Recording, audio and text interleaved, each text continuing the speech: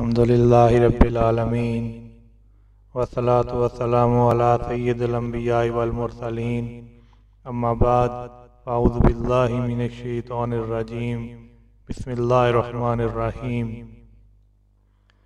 आप सल्लल्लाहु अलैहि वआलिहि वसल्लम से दरियाफ्त किया गया, फ़र्द नमाज के बाद कौन सी नमाज अफजल है और माह रमज़ान के बाद कौन से रोज़े अफजल हैं।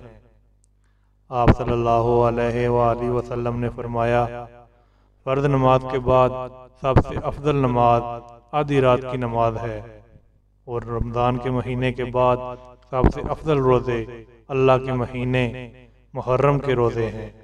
मेरे प्यारे इस्लामी भाइयों, जब हज़रत मोहम्मद सल्लल्लाहु अलैहि वसल्लम मक्का से मदीना तशरीफ़ ले गए तो आप सल्लल्लाहु अलैहि वसल्लम ने देखा कि यहूद 10 मुहर्रम का रोज़ा रखते थे। तो आप सल्लल्लाहु अलैहि वसल्लम ने पूछा कि तुम 10 मुहर्रम का रोज़ा क्यों रखते हो?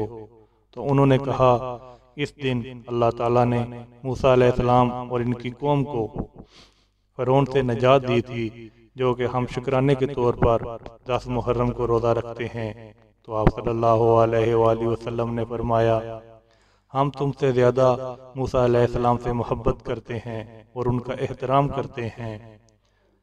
तो आप सल्लल्लाहु अलैहि वसल्लम ने सहाबा को फरमाया कि तुम भी 10 मुहर्रम का रोज़ा रखो और साथ ये भी कहा कि तुम 2 रोज़े रखो, या 9वीं और 10वीं मुहर्रम का रोज़ा या 10वीं और 11वीं मुहर्रम का रोज़ा, ताकि हमारी इबादत यहूद की इबादत के साथ ना मिले।